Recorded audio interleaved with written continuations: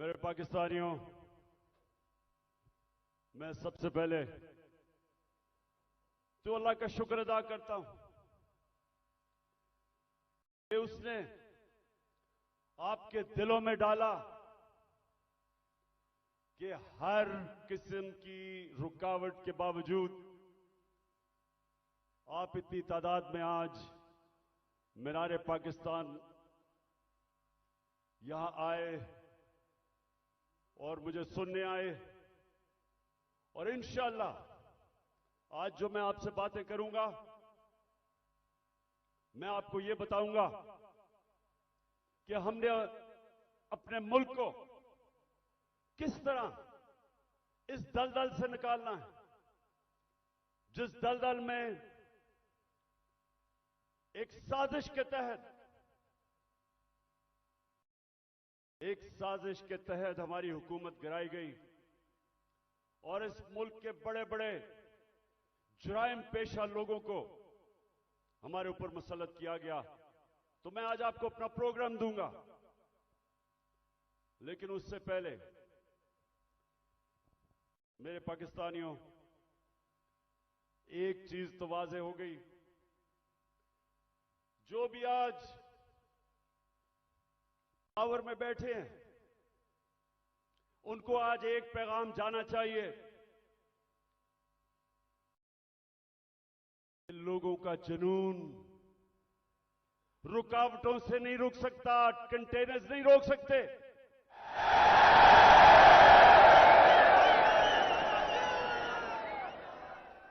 एक अंग्रेजी में एक मुहावरा है कि no force, no army can stop an idea whose time has come। कि जब अल्लाह लोगों के दिलों में एक सोच डाल देता है तो कोई दुनिया की ताकत उसको रोक नहीं सकती। आप कंटेनर्स रखें, 2000 हमारे कारकुनों को आपने छापे मार के जेलों में डाल दिया, ये जलसा फेल करने के लिए। खौफ और हिरासा फैलाया हुआ, सारे रास्ते में कंटेनर्स रख दिए। लेकिन जब अल्लाह लोगों के दिलों में एक सोच डाल देता है, कोई कंटेनर, कोई पुलिस, कोई रेंजर, कोई नहीं रोक सकता उनको। और ये कौम, मैं अल्लाह का खास शुक्र इसलिए भी अदा करता हूं कि मैं अल्लाह से दुआ करता था कि अल्लाह, मैं बाहर की दुनिया में इतना टाइम गुजारा, वो जिंदा कौमें मैंने देखी थी,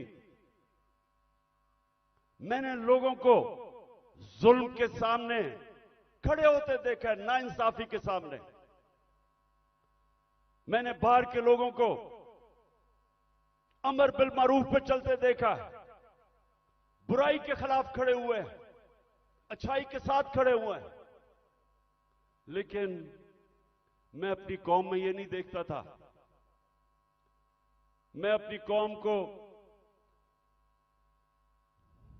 अफसोस से मुझे कहना पड़ता है कि हर किस्म का जुल्म बर्दाश्त करते देखा। और जब एक कौम जुल्म के सामने नहीं खड़ी होती, मेरे पाकिस्तानियों, वो गुलाम बन जाते हैं। और गुलामों की कोई हैसियत नहीं दुनिया में।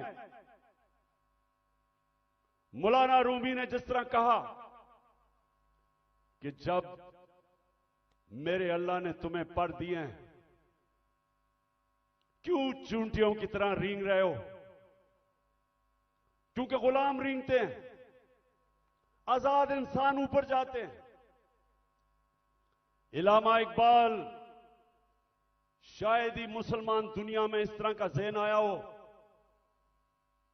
उनकी शायरी, उनका फलसफा, गौर से उसको अगर आप पढ़ेंगे तो एक बार बार पैगाम वो देते हैं।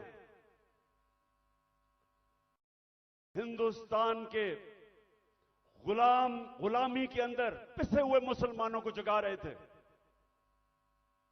उनको मुसलमानों को याद करा रहे थे कि एक वक्त तुमने दुनिया की इमामत की थी और आज तुम्हारी कोई हैसियत नहीं है। जगा रहे थे उनको। सारा वक्त मुसलमानों को समझा रहे थे कि सिर्फ आजाद इंसानों की हैसियत होती है। तो पाकिस्तानियों, हम जो 23 मार्च बनाते हैं, हम 14 अगस्त बनाते हैं, लेकिन क्या हमें समझ है कि आजादी के लिए क्यों दुनिया तरसती है? क्यों आजादी? कई गुलाम भी बड़े खुशहाल होते हैं। कई मुल्कों के ऊपर दूसरे मुल्कों ने कब्जा किया तो वहां इतनी गुर्बत भी नहीं हुई, वो मुल्क कई बेहतर भी चल पड़े। हांगकांग एक मैं मिसाल देता हूं। हांगकांग गुलामी के अंदर उनके माशी हालात तो अच्छे थे, लेकिन पाकिस्तानियों सुन लो, जब से अल्लाह ने दुनिया बनाई है हमेशा इंसान आजादी चाहता है। वो क्यों चाहता है? क्योंकि सिर्फ आजाद इंसानों की परवाज है। कभी आज तक सुना है कि किसी गुलाम इंसान ने, गुलाम ज़हनियत के इंसान ने, या किसी मुल्क जो गुलाम हो, कभी सुना है कि उसने कोई बड़ा काम किया हो? कभी सुना है कि दुनिया में उनकी कोई हैसियत हो? गुलाम अच्छे गुलाम रहते हैं। गुलामों की जिंदगी में जिल्लत है। अगर इंसान जिसको अल्लाह ने अशरफुल मखलूकात बनाया, सबसे अजीम मखलूक, तो अगर उसको अपने मुकाम की समझ नहीं है तो वो तो जानवर भी दुनिया में आते हैं, खाते पीते हैं, बच्चे पैदा करते हैं और मर जाते हैं। इंसान तो वो है जो अपना मुकाम समझता है। और इल्लामा इकबाल ने ये सोए हुए मुसलमानों को जगाने के लिए कुरान के अंदर से, आयतों के अंदर से उन्होंने शेर व शायरी की। बताया मुसलमानों को कि तुम्हारा मुकाम है कि तुम एक अजीम कौम थे, क्यों ऊपर गए और आज क्यों नीचे हो? तो पाकिस्तानियों, मैं जो आज आपसे खास पहले तो अपना प्रोग्राम देने से पहले बात क्या करना चाहता हूं। देखें, हमारा जो कलमा है ला इलाहा इल्लल्लाह, वो याद रखें। आप अल्लाह के सामने दावा कर रहे हैं कि मौला तेरे सिवा हम किसी के सामने नहीं झुकते। ये बड़ा दावा है। आप अपनी आजादी का दावा कर रहे हैं। आप अल्लाह के सामने एक बहुत बड़ा वादा कर रहे हैं, गवाही दे रहे हैं कि मौला मैं मर जाऊंगा लेकिन किसी की गुलामी सिवाय तेरे नहीं करूंगा। यह है ला इलाहा इल्लल्लाह का मतलब। और जब मेरी नजर में, मैं कोई इस्लाम का आलिम नहीं हूं, लेकिन मेरी नजर में जब एक इंसान किसी और इंसान के सामने झुकता है, जब किसी बुत की पूजा करता है, और मेरी नजर में सबसे बड़ा बुत खौफ का बुत है, जब वो खौफ की गुलामी करता है, वो इंसान जो कुरान में कहते हैं, अल्लाह कहता है कि जब इंसान गिरता है जानवरों से भी नीचे चला जाता है। तो मेरे पाकिस्तानियों, यहां 23 मार्च 1940, 23 मार्च 1940 मेरे सबसे पाकिस्तान के अजीम लीडर कायदे आजम, उन्होंने एक बहुत बड़े ख्वाब पाकिस्तान की रेजोल्यूशन पास की थी। मेरे वालिद इकरामुल्लाह खान न्याजी इसी मिंटो पार्क में वो सुन रहे थे, और वो भी इस ख्वाब की कि जी पाकिस्तान बनेगा। हालांकि तब कोई नहीं समझता था कि हमारा पाकिस्तान बनेगा। कायदे आजम जब पाकिस्तान में, जब अभी पाकिस्तान नहीं बना था, जब कराची में पाकिस्तान बनने से 3 हफ्ते पहले जब वो कराची आते हैं तो अपने असिस्टेंट एडमिरल एहसन को कहते हैं, ये एडमिरल एहसन अपनी डायरीज में लिखते हैं, वो कहते कायदे आजम कहते कि मैं नहीं समझता था मेरी जिंदगी में पाकिस्तान बनेगा। बड़ा मुश्किल था ये मुल्क बनना, बड़ा ख्वाब था। तो आज हम अपने आप से पूछें कि क्या इस पाकिस्तान के लिए ये कुर्बानियां दी थी लाखों लोगों ने? हम जब बड़े हो रहे थे तो नहर के ऊपर जिधर हम रहते थे, वहां मेरी वालदा बताती थी कि जब पार्टीशन हुई तो जो कत्लेआम हुई बॉर्डर के ऊपर, कहती वहां औरतें आई हुई होती थी, 10-15 औरतें इकट्ठी, आदमी कितने सारे आदमी कत्ल हो गए। सारा कोई कहानी थी कि जी मेरी बेटी उठा के ले गए, बच्चे मार दिए। यानी ऐसी दर्दनाक कहानियां थी कि किस खून की कुर्बानी से यह मुल्क बना था। और वो सब आते थे कि जी एक ख्वाब लेके आए थे पाकिस्तान का। तो हमें आज मेरे पाकिस्तानियों पूछना चाहिए अपने से कि किधर हम गलत गए, क्या वजह है कि ये वो एक अजीम मुल्क नहीं बन सका। तो मैं आज आपको सबसे पहली बात ये बताता हूं, इसलिए नहीं बना कि हम कभी आजाद ही नहीं हुए। अंग्रेज तो चला गया, लेकिन जो हमारे मुल्क के ऊपर मुसल्लत हो गए लोग, उन्होंने तो कभी आजाद नहीं किया पाकिस्तान को। और आजादी होती क्या है? एक तो होती है कि हिंदुस्तान से अंग्रेज चला गया, हम आजाद हो गए, पाकिस्तान बन गया। लेकिन दूसरी आजादी, और ये मैं आज आपको पहले बात करूंगा और फिर अपना प्रोग्राम दूंगा, दूसरी आजादी क्या है, जो असल आजादी है। असल आजादी आपको इंसाफ देता है। एक कौम को असल आजादी तब मिलती है जिस कौम में कानून की हुक्मरानी होती है, जिधर इंसाफ होता है। और इंसाफ का क्या मतलब? कि जिधर ताकतवर और कमजोर कानून के सामने एक बराबर, जिधर कानून कमजोर आदमी को ताकतवर से तहफ्फुज देता है। जब एक माशरे के अंदर एक मुल्क का कानून एक कमजोर को ताकतवर से तहफ्फुज देता है, वो इंसानों को आजाद कर देता है। और वही आजाद इंसान मुल्क को उठा देते हैं। तो जो आजादी हमें रूल ऑफ लॉ से मिलनी चाहिए थी, कानून की हुक्मरानी से जो आजादी मिलनी चाहिए थी, वो नहीं मिली। क्यों नहीं मिली? पहले मार्शल लॉ लग गया। मार्शल लॉ का मतलब यह कि आपका आइन खत्म हो गया। जो ताकतवर है वो फैसला करेगा कि कौन सा कानून पे वो चलेगा और कौन से पे नहीं चलेगा। तो मार्शल लॉ लग गया।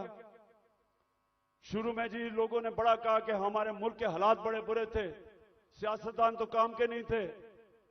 तो चले जी ठीक है, मार्शल लॉ लग गया, हमें खतरा था हिंदुस्तान से। उसके बाद जैसे ही पॉलिटिक्स वापस शुरू हुई, हमारी बदकिस्मती यह कि जो हमारे डेमोक्रेट्स आए, उन्होंने भी कभी कानून की हुक्मरानी नहीं की। वो खुद अपने आप को कानून के ऊपर कर दिया। जब मार्शल लॉ आता था, कानून खत्म, आइन खत्म। लेकिन जब हमारे लोग जो डेमोक्रेट्स अपने आप को कहते थे, उन्होंने भी कानून को नहीं चलने दिया, अपने लिए एनआरओ ले लिया, बाकियों को चोरों को बेशक पकड़ो लेकिन हम कानून से ऊपर है। तो जब कानून की हुक्मरानी नहीं आई पाकिस्तान में, लोग तो आजाद नहीं हुए। तो यहां जंगल का कानून रहा है, जो ताकतवर है वो जो मर्जी कमजोर के खिलाफ करे, वो कमजोर बेचारा बेबस है, क्योंकि मुल्क का कानून उसकी हिफाजत ही नहीं करता और इसलिए लोग गुलाम रहते हैं। आज आप अपने पाकिस्तानी जो यहां से गए हैं बरतानिया, जो यूरोप गए हैं, जो पाकिस्तानी मुल्क से बाहर गए हैं, उन मुल्कों में जिधर हकीकी जमहूरियत है और हकीकी आजादी है, पूछे उनसे कि क्या उनके मुल्क में कब्जा ग्रुप होता है? कब्जा ग्रुप वो होता है जो ताकतवर कमजोर की जमीन पे कब्जा करता है और कानून बेबस होता है। जिस मुल्क के अंदर ताकतवर कमजोर के ऊपर जुल्म कर सके उनको बनाना रिपब्लिक्स कहते हैं। और जो मुल्क खुशहाल हैं, जिधर हम कोशिश करते हैं यहां से लोग वीजा लेके जाने के लिए, वहां क्या फर्क है? उधर एक लफ्ज इस्तेमाल आजकल हो रहा है, level playing field. Level playing field का मतलब यह नहीं है कि इमरान खान के हाथ पीछे बांध लो और दूसरे को सारा इंतजामिया सारी उसकी मदद करे और तब इलेक्शन लड़ाओ। लेवल प्लेइंग फील्ड का मतलब होता है कि कमजोर और ताकतवर कानून के सामने बराबर। इसलिए वो माशरे खुशहाल हैं। हमारा मसला क्या है? हमारा मसला ये है कि हमारी बदकिस्मती है। बेचारे गांव के अंदर जाओ, आदमी थाना कचहरी पटवारी वो ठोकरे खाता फिरता है। इंग्लैंड के अंदर, यूरोप में क्यों नहीं थाना कचहरी पटवारी? वहां क्यों नहीं है? क्योंकि इंसाफ है।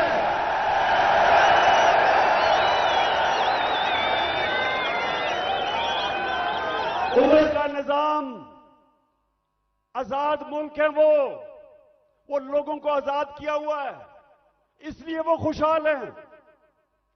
वहां बेचारा, मैं गांव में, अब मियां वाली में जब मैं गया पहली दफा आज से 26 साल पहले पॉलिटिक्स के लिए, तो मुझे पहली दफा समझ आई कि बेचारा क्यों गरीब आदमी जकड़ा हुआ है, कमजोर आदमी।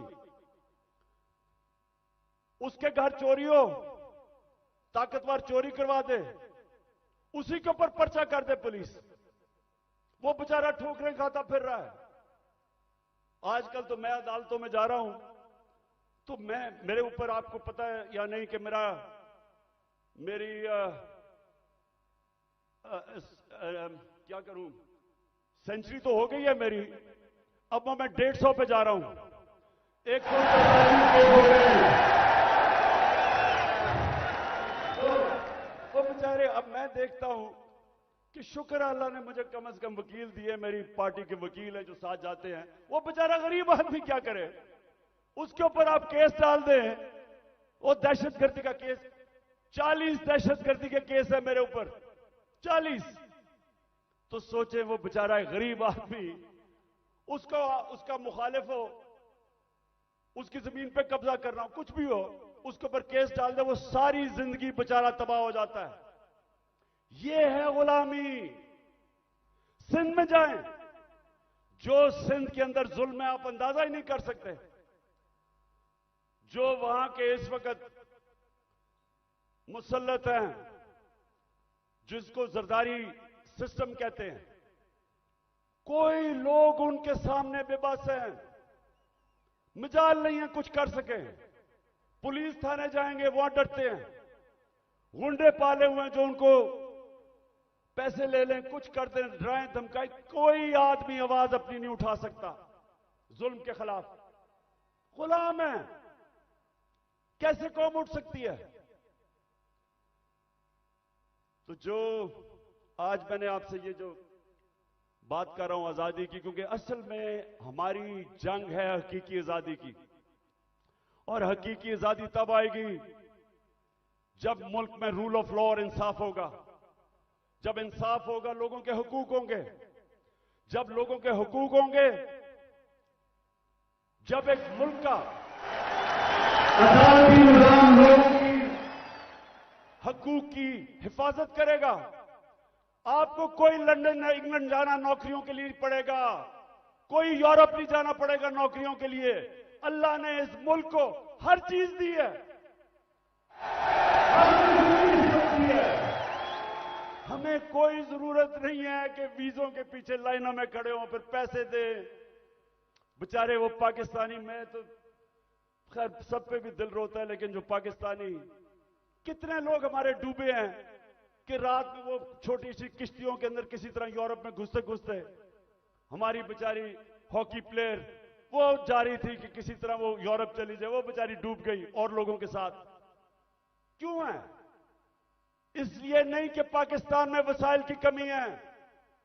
मैं 3.5 साल जब प्राइम मिनिस्टर रहा हूं, मुझे खुद हैरत होगी कि अल्लाह ने इस मुल्क को क्या क्या नेमतें बख्शी हैं। लेकिन जब कानून ही नहीं है, जब इंसाफ ही नहीं है, जब जिसकी लाठी जिसकी भैंस, जब तक पर जो मर्जी करे, वो मुल्क कैसे उठ सकता है? कौन सी आप इकोनॉमिक पॉलिसी लेके आएंगे उस मुल्क में जिधर इंसाफ ही नहीं है, जिधर कॉन्ट्रैक्ट एनफोर्समेंट नहीं है, जिधर रूल ऑफ लॉ नहीं है? आप जो मर्जी कर लें, उस मुल्क की किस्मत तो तबाही है। इसीलिए हजरत अली ने फरमाया था कि कुफर का निजाम चल जाएगा, लेकिन जुल्म का निजाम नहीं चल सकता। जब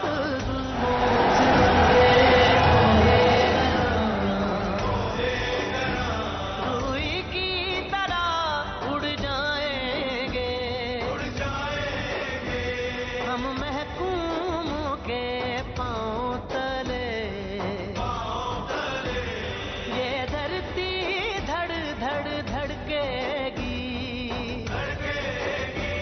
और अहले हुक्म के सहरुख पे जब बिजली कड़कड़ कड़केगी हम देखेंगे। अच्छा मेरे पाकिस्तानियों, मैं एक तारीख का तालिब इल्म हूं। मैंने शुरू में जैसे मैं प्राइम मिनिस्टर बना, मैंने अपनी कौम को समझाने की कोशिश की कि मेरा जो अल्लाह है,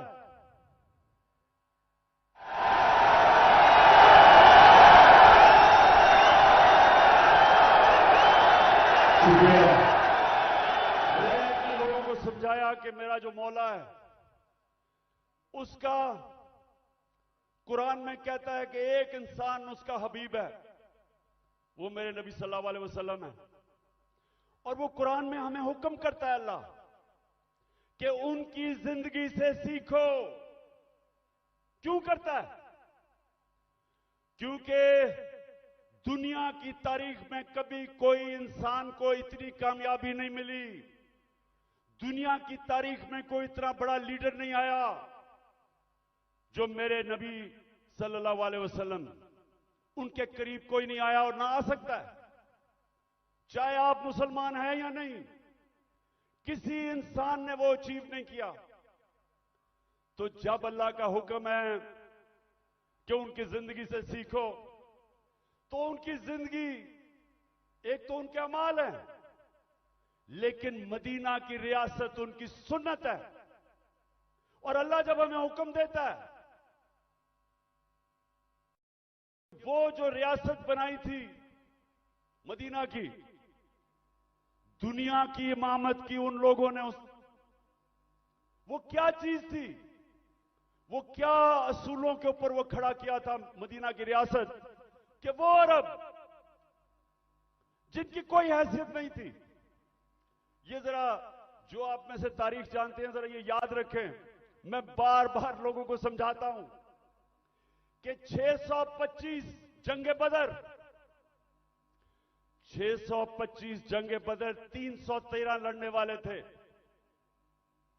ये जरा गौर करें, ये तारीख का हिस्सा है। ये जो वर्ल्ड हिस्ट्री है उसके अंदर ये डॉक्यूमेंटेड है। 11 साल के बाद 636, 11 साल पहले मदीना में 313 और उसके बाद 2 जंगों में खंदक और ओहद के अंदर बाल बाल उमा बची, बाल बाल बचे मुसलमान। लेकिन 636 जो वो उस वक्त की दुनिया की सुपर पावर थी, रोमन एम्पायर, बेजेंटाइन एम्पायर, वो 636 में यारमुक की जंग में घुटने टेक देता है, सिर्फ 11 साल के बाद। ये तारीख है। और दूसरी सुपर पावर जो पर्शियन एम्पायर था, वो 637 में कुदसिया में घुटने टेक देता है। तो मैं आज अभी भी हैरत होती है कि क्यों नहीं हम सीख रहे कि वो क्या असूल थे कि उन्होंने उन अरबों की हैसियत नहीं थी, 2 सुपर पावर थी, उन्होंने दुनिया की इमामत की। सबसे पहले मदीना की रियासत में उन्होंने जो असूल खड़ा किया था, अदल और इंसाफ, उन्होंने लोगों को इंसाफ देकर आजाद किया था, गुलामी से आजाद किया था। जब इंसाफ मिला उन लोगों को, इंसान बराबर हो गए कानून में। हजरत अली रज़ी अल्लाह ताला खलीफा वक्त एक यहूदी से काजी केस उनके खिलाफ फैसला कर देता है कि बेटे की गवाही नहीं मानता। यह मुसलमानों का इंसाफ था। आज की दुनिया में मुझे बताएं, अपने मुल्क को तो छोड़े ना, मैं बात कर रहा हूं जो मगरबी मुल्क अपने आप को इंसाफ के आज हमारे से बहुत आगे समझते हैं, क्या वहां भी हो सकता है आज ये कि अक़लियत वो एक खलीफा वक्त से केस जीत जाए, और वो भी हजरत अली रज़ी अल्लाह ताला उनका मुकाम, क्योंकि इंसाफ था। मेरे नबी सल्लल्लाहु अलैहि वसल्लम कहते हैं कि मेरी बेटी भी चोरी करेगी तो उसको सजा मिलेगी। हजरत उमर, बेटा जब उनका कानून तोड़ता है कोड़े मरवाते हैं उसको, कोई कानून के ऊपर नहीं था, इंसाफ था। एक हजरत उमर के दौर में वाकया हुआ, एक शहजादा मुसलमान हो जाता है, खाना काबा का तवाफ कर रहा होता है, एक गुलाम का पैर आ जाता है उसके चोगे पे, मारता है उसको, गुलाम को। गुलाम जाके हजरत उमर को बताता है, हजरत उमर उस शहजादे को बताते हैं कि तुमने ये किया था। हाँ, उसने कहा इसकी जुर्रत है। गुलाम को कहते हैं वापस मारो इसको। वो शहजादा दीन छोड़ के चला जाता है, लेकिन ये चीज कायम हो जाती है कि कानून के ऊपर कोई नहीं है। तो पाकिस्तानियों, अपनी तारीख से सीखो, सीखो। और ये जो आज मैं आज आपको उस नए दौर की तरफ लेके जा रहा हूं कि जब तक इस मुल्क में कानून की हुक्मरानी नहीं आएगी, हमारी जिंदगी में जिल्लत है। वो प्राइम मिनिस्टर भीख मांग के फिर रहा है, ठोकरें खा रहा है।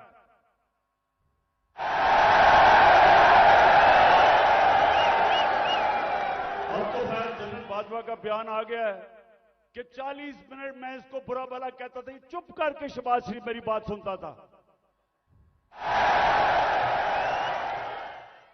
अब ये होता है कि जब डिक्की में घुस के आप प्राइम मिनिस्टर बनने की कोशिश करें। बहरहाल मैं आगे आपको बताता हूं। देखिए, आप सुने मेरी बात। देखिए, आप हिंदुस्तान की तारीख देखें। जब दिल्ली की सल्तनत थी 350 साल, जो हुक्मरान जिसके दौर में इंसाफ था वहां खुशहाली थी, जो जालिम था वहां कैद भी पड़े। तारीख उठा के देख लें। जब शेर शाह सूरी जो हिंदुस्तान का बहुत ही अजीम लीडर था, वो कैसे ऊपर आया था? उसके बाप की एक जागीर थी, उसको कहा वो जागीर संभालो बिहार के अंदर। उसने जागीर को एक मिसाल बना दिया। कैसे? कानून की हुक्मरानी कायम करके सारे बड़े बड़े डाकुओं को उसने मार दार के भगा दिया। अमन कायम कर दिया। सारे इर्द गिर्द से जो ताजर थे वो सारे उधर पहुंच गए। वो खुशहाल हो गया, सबसे ज्यादा खुशहाल उसकी जागीर हो गई। उधर से वो उठा। तो जब विंस्टन चर्चिल जब दूसरी जंग अजीम में तबाह हो रहा था ब्रिटानिया, तो उससे जब लोगों ने आके पूछा कि जी हम बच जाएंगे, हिटलर की फौजें पहुंच गई हैं, यूरोप फतह कर लिया है, या बमबारी हो रही है, क्या हम बच जाएंगे? तो चर्चिल ने कहा कि क्या हमारी अदालतें इंसाफ दे रही हैं? जब उन्होंने कहा हां, तो कहता कोई ताकत नहीं हमें हरा सकती। तो मेरे पाकिस्तानियों, ये याद रखें कि जो जुल्म का निजाम है, ये आप फैसला करना कि आपने उसका मुकाबला करना है। तो मैं अब आपको बताना चाहता हूं कि ये जो जुल्म का निजाम मौजूदा पाकिस्तान में वो है क्या। जरा अब मैं थोड़ी एक दो वीडियोस आपको दिखाऊंगा ताकि आपको पता चले कि यहां किस किस्म का जंगल का कानून है आज, या जंगल का कानून है, या कोई किसी को परवाह नहीं है कि कानून मुल्क का है या क्या है। जो दिल करा जिसको पकड़ा उठा लिया। 2000 हमारे कारकुनों को उठा लिया इन्होंने, रातों को गए, घरों से उठा लिया।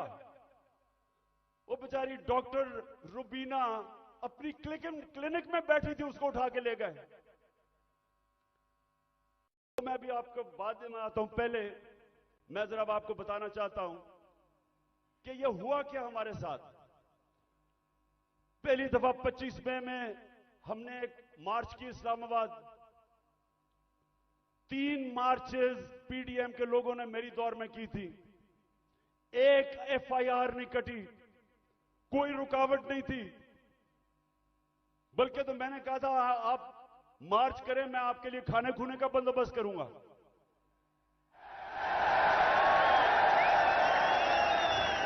और मुझे बेचारे बिलावल पे बड़ा अफसोस था, वो मुझे डर था रोई ना पड़े, तो मैंने कहा मैं तुम्हारे लिए खाने का बंदोबस्त कर दूंगा।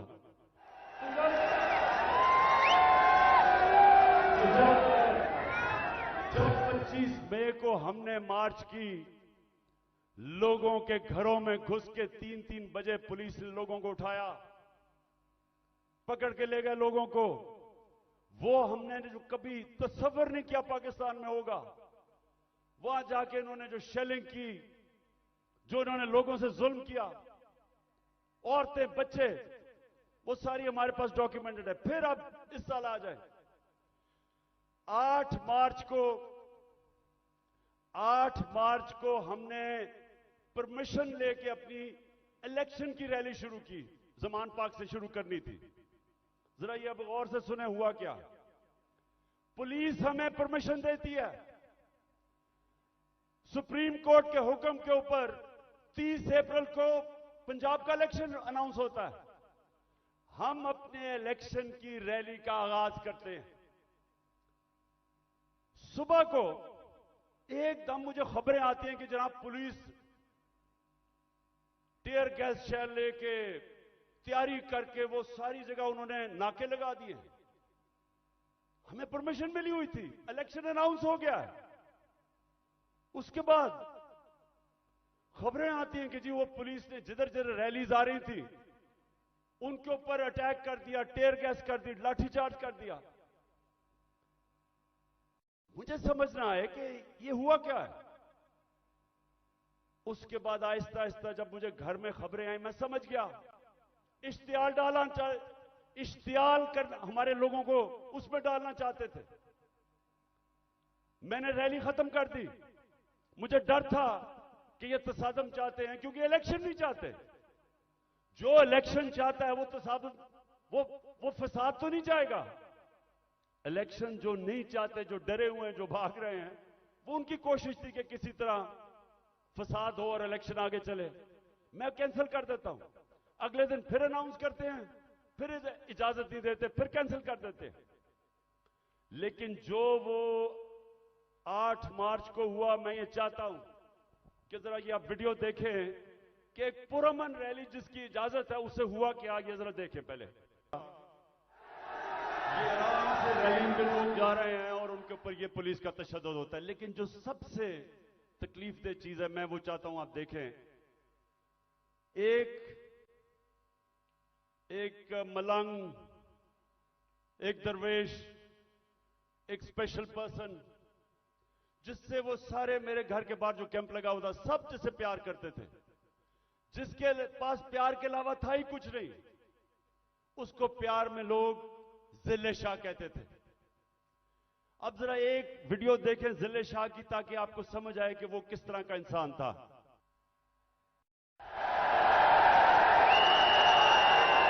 उठाया और लोगों को भी पकड़ा, इसको उठाया। और मेरे ख्याल में इन दरिंदों को समझ नहीं आई कि वो स्पेशल चाइल्ड है। इन्होंने उसको मारा होगा, उसने आगे से इस तरह की बातें, क्योंकि उसके पास तो वो तो एक जुनूनी आदमी था, अपनी दुनिया में रहने वाला। इन्होंने उसके ऊपर तशद्दुद किया। पोस्टमार्टम रिपोर्ट के मुताबिक 26 जगह इन्होंने उसको तशद्दुद किया और उसको मारा। उसके जो जख्म थे वो सारे सोशल मीडिया पे थे। और जिले शाह को इन्होंने मार के सड़क के किनारे फेंक दिया। और ये बेगैरतों ने सिर्फ ये नहीं किया, उसका कत्ल का केस मेरे पे डाल दिया कि इमरान खान ने कत्ल कर दिया। और ये मैं पाकिस्तानियों को बताऊं, किसी आजाद मुल्क में ये नहीं हो सकता। ये सिर्फ गुलाम मुल्कों में होता है, जिधर उनको उस मुल्क का कानून जिनकी हिफाजत नहीं करता, ताकतवर ऐसी हरकतें करता है। ये सारे पाकिस्तान में आज कमजोर लोगों से होता है, उन पे जुल्म भी होता है और पर्चे भी उन पे कटते हैं। ये जिले शाह को जिस बेदर्दी से इन्होंने कत्ल किया, मेरे पाकिस्तानियों, मैं तो अल्लाह के सामने ये वादा कर बैठा हूं कि अल्लाह मुझे जिंदगी दे, जिन्होंने इसको कत्ल किया था, इनको इस मुल्क में कानून के तहत, वैसे नहीं, दिल तो मेरा करता है वैसे इनको बंदोबस्त करूं, लेकिन कानून के तहत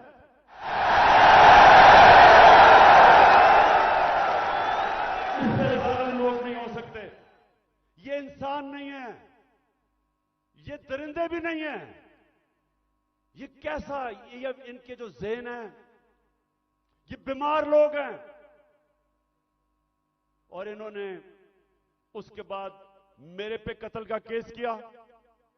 उसके बाद 3 दिन के बाद इनको अकल आई, फिर कहते एक्सीडेंट में मर गया। उसके बाद क्या हुआ, आप जरा आगे सुने। उस दिन यह हुआ 14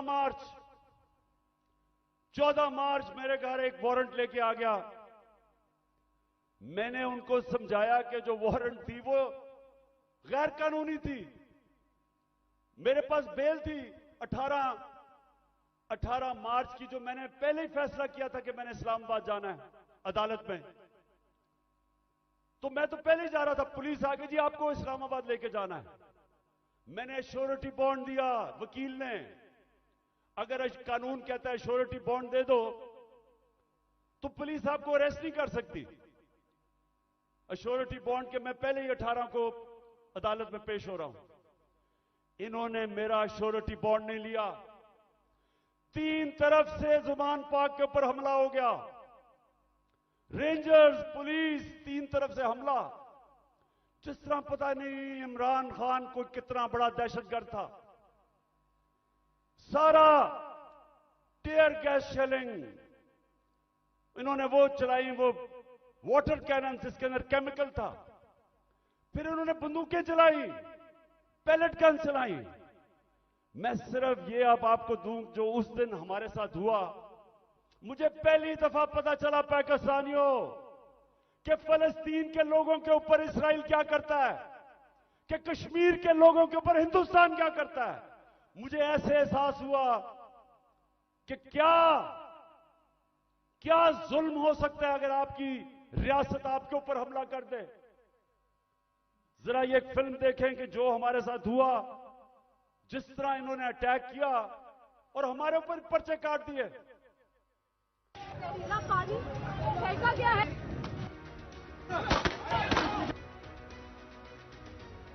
गाड़ी में गया भाई। ये शर्मा जो फायरिंग करती उन्होंने सीधी 2 घंटे से लड़ रहे हैं उनके साथ। इन लोगों ने मुझे जो ना पकड़ के मुझे जो ना इतना मारे, गोली हम पे चल रही थी। ये देखो जी, ये वो जगह है जहाँ पे पुलिस ने जो बुलेट फायर की हैं वो लगे हैं। सीधे चल मारे इन्होंने।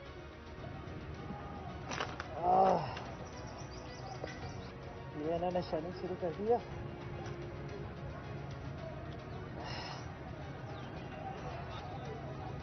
और ये अंदर आग लग गई है। ये बचे। आज अगर आप फ्रांस में देखें, वह लोग मुजाहरे कर रहे हैं पेंशन्स के ऊपर। कभी आपने टीवी के ऊपर देखा वो चीजें भी जला रहे हैं, वो गाड़ियां भी जला रहे हैं। कभी आपने देखा कि पुलिस उनके ऊपर फायरिंग कर रही है या रेंजर्स? कभी आपने देखा कि उनको लोगों को अफवाह करके लेके जा रहे हैं गैर, और फिर तशद्दुद कर रहे हैं उनके ऊपर? कभी फ्रांस के अंदर यह नहीं होगा, क्योंकि वो लोग आजाद हैं। उनके कानून उनकी हिफाजत करता है, उनको इजाजत देता है कि पुरअमन एहतजाज करो। और हम तो एहतजाज भी नहीं कर रहे थे। लोग क्यों मेरे घर के बाहर आए? क्योंकि लोगों को पता था कि ये मुझे अरेस्ट जो करने आए हैं वो गैर कानूनी है, और लोगों को ये भी पता था कि ये जेलों में डाल के तशद्दुद करते हैं। सारे लोगों को पता था कि जो आजम स्वाति से क्या किया, जेल में डाल के कपड़े उतारे, तशद्दुद किया एक 75 साल आदमी को। कोई शर्म नहीं इनको आई। क्या पाकिस्तान का आईन राइट टू डिग्निटी देता है? किसी को इजाजत नहीं देता कि किसी को नंगा करके उसको जलील करो, उसकी वीडियो बनाओ। उससे पहले शहबाज गिल, उसको उठा के ले गए, 2 दिन उसको पकड़ के उल्टा लटकाया, उसको नंगा किया, उसके ऊपर हर किस्म का तशद्दुद किया। फिर सोशल मीडिया के लड़कों को पकड़ के ले गए। कितने लड़कों को लेके गए, उनके ऊपर यही उन्होंने किया। पता नहीं इन बेगैरतों को नंगा करने का क्या शौक है।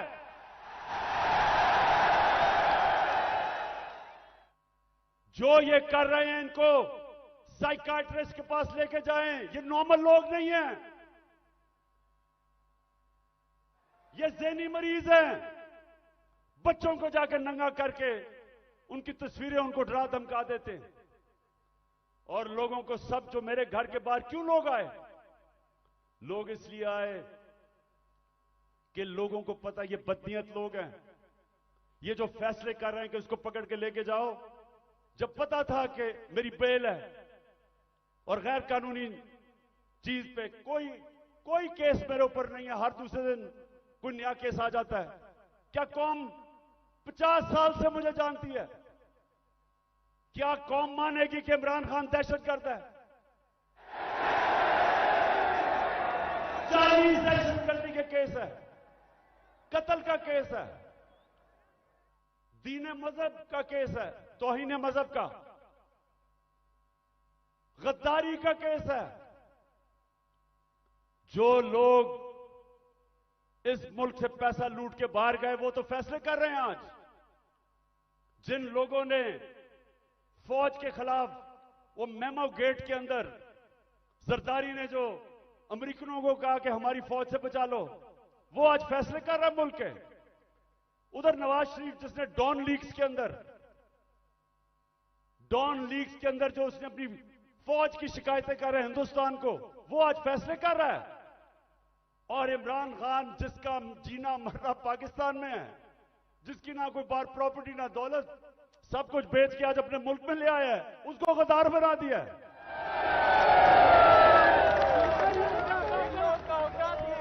तो लोगों ने, और मैं आपको एक और वाकया बताऊं, इतनी 26 घंटे मेरे घर के ऊपर हमले हुए। आखिर में इतनी टेयर गैसिंग की, रेंजर्स आ गए, 72 बंद गाड़ी ले आए मेरे घर के बाहर, आर्मड कार कि पता नहीं कलभूषण से भी ज्यादा बड़ा कोई गद्दार बैठा हुआ है वहां। तो आखिर में लड़के थक गए, वो सारे डरे हुए थे कि इनकी नीयत ही नहीं ठीक। पहले इन्हीं लोगों ने तो पहले मुझे कत्ल करने की कोशिश की है, अब यही लोग अब मुझे जेल में लेके जाएंगे, सब डरे हुए थे। तो मैंने जब सुबह आखिर में इन्होंने एक इतनी बड़ी वारदात की जो आर्मर्ड कार के साथ आ गए, तो मैंने उनको सबको कहा, 50 लड़के रह गए थे, मैंने उनका देखो बात सुनो, मैं यहां खून नहीं चाहता, तो मैं अपना बैग पैक किया हुआ था, मैं क्या मैं जा रहा हूं, मैं अपने आप को हिरासत में देने लगा हूं क्योंकि मैं नहीं चाहता आपका किसी का खून हो। वो सामने लेट गए, उन्होंने कहा हमने नहीं जाने देना कि ये आपको मार देंगे। और जो इन्होंने किया है, हमारे लोगों को जिस तरह उठा के तशद्दुद किया है, वो ठीक कह रहे हैं। ये जो आज पाकिस्तान में हो रहा है ये तो कभी हुआ ही नहीं है। 2000 लोग हमारे उठाए इन्होंने, और कैसे लोग उठाए, अजहर मशवानी, सोशल मीडिया का बेचारा नौजवान, उसको पता ही नहीं कि किधर उठा के ले गए। उसके मां बाप की मुझे मैसेजेस आ रही हैं कि जी वो मेरा बेटा किधर गया, उसकी बहनें कर रही हैं, भाई आए हैं। उसको हसान न्याजी, मेरा भांजा, इंग्लैंड से बैरिस्टर बन के आया कि जी मैं पाकिस्तान की खिदमत करूंगा, वो बेल लेके आया, उसको उठा के ले गए। और क्योंकि वो मेरा भांजा था, उसके ऊपर उन्होंने तशद्दुद किया। वही उन्होंने जो किया कि उसको जलील करने के लिए जो सबसे करते हैं बेगैरत लोग, कि शर्म नहीं आती कि आप उनके कपड़े उतारें और आप उनको जलील करें। जलील तो आप हैं, अल्लाह कभी जलील नहीं होने देता किसी को, उसके हाथ में इज्जत और जिल्लत है। सहाफियों जो इमरान खान की कवरेज देता है, पहले इन्होंने वो अशरफ शरीफ, मैं तो उसको सलाम करता हूं कि पाकिस्तान की तारीख में इस पाए का जर्नलिस्ट, इन्वेस्टिगेटिव जर्नलिस्ट आया ही नहीं कभी। वो आदमी जिसकी कोई कीमत नहीं थी, जमीर की कीमत नहीं थी, खौफ को काबू पा चुका था। धमकियों के बावजूद वो खड़ा था राह हक पे, मुल्क से बाहर गया, कत्ल करवा दिया। साबर शाकर मुल्क से बाहर है, डॉक्टर पीरजादा वो मुल्क से बाहर है। जो आदमी इमरान खान की कोई पॉजिटिव चीज उसके पीछे पड़ जाते हैं। बोल चैनल, उसके सरबराह को पकड़ के जेल में डाला, तशद्दुद किया। ARY के ऊपर पूरा जोर लगाया हुआ कि इमरान खान को ना दिखाओ। सिर्फ जो इनके बिके हुए पालतू चैनल्स, उनको सारा वो चले, जो प्रोपेगेंडा इमरान खान, वो ठीक है, लेकिन जो थोड़ी पब्लिसिटी देते, जो सहाफी, सोशल मीडिया, उनके पीछे पड़ जाते हैं। कब पाकिस्तान में इस तरह की सख्ती थी? और कोशिश किसी तरह कर रहे हैं कि लोगों के ऊपर इतना खौफ तारी हो जाए, लोग इतना डर जाएं कि लोग इन जालिमों को कबूल कर लें। तो मेरा आज अपनी सारी कौम को पैगाम है ये कि देखें, ये जो खौफ है, मैं जो नजर देख रहा हूं अपने मुल्क में, उन्होंने आज भी कहा कि जी दहशतगर्दी होगी, सिक्योरिटी, मैं देख रहा हूं इतनी ख्वातीन आई हुई है, उसके बावजूद क्योंकि खौफ के ऊपर काबू पा लिया है, कौम आजाद हो रही है। और ये कौम जिस तरफ अब निकल गई है, कोई लोग जो ऊपर समझता है कि इनको गुलाम बना सकता है, उसको गलतफहमी में नहीं रहना चाहिए। ये अब वो कौम, और इंशाल्लाह उस रास्ते पर निकल गई है जो एक बड़ा अजीम ख्वाब पाकिस्तान का था।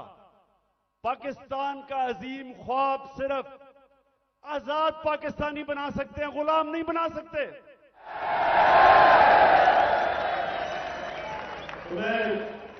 पहले तो मैं और भी बता दूं कि मुझे इतना अफसोस है जिस तरह के लोगों को पकड़ा। आमिर मुगल हमारा, उसके बच्चों को ले गए, वो हमारा कारकुन इस्लामाबाद में बच्चे पकड़ के ले गए उसके।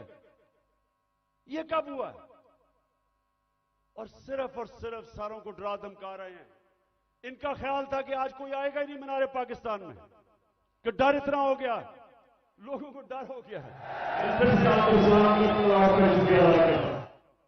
अच्छा जी, मैं अब दूसरी चीज पे आता हूं।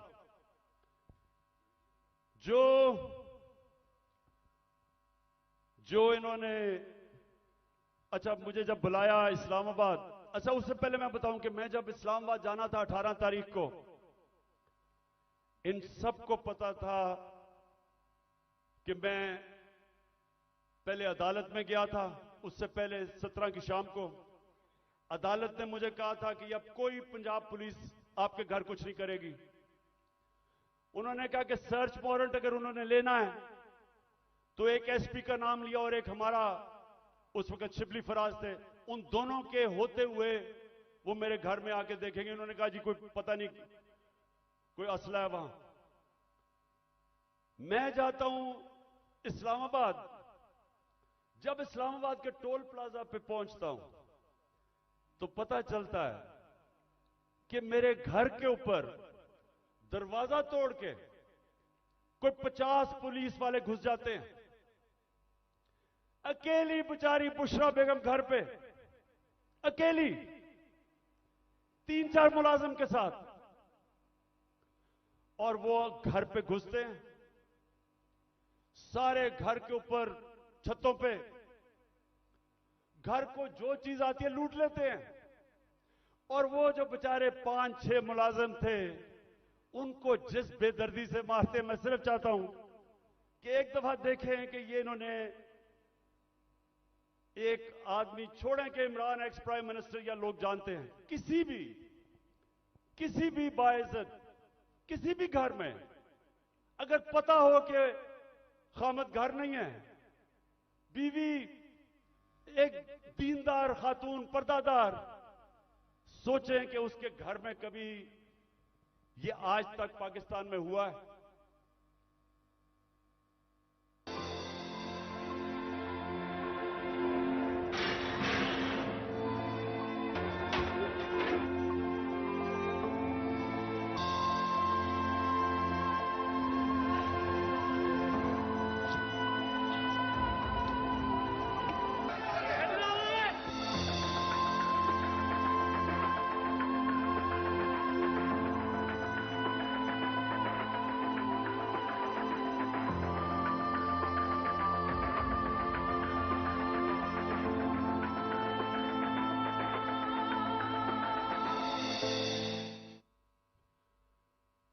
मैं वो सारे जो ऑफिसर्स इस मुल्क में, हमारे जजेस साहिबान, पुलिस के ऑफिसर्स, फौज के ऑफिसर्स,